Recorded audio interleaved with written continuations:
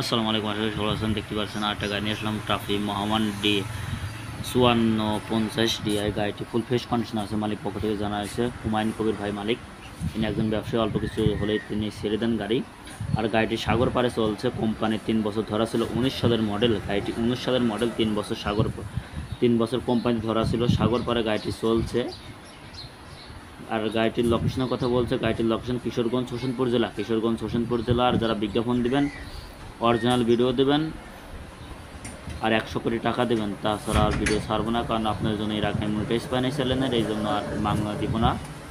যারা ভিডিও দেবেন 100 কোটি টাকা দেবেন আর শুধু একটা ভালো একটা ভিডিও দেবেন, তাহলে হবে। আবারও বলছি, গাড়িটির লোকেশন কিশোরগঞ্জ হোসেনপুর জেলা। আর গাড়িটি টিপ লক, সামনে যে লকার আছে ওটা হচ্ছে টিপ লক।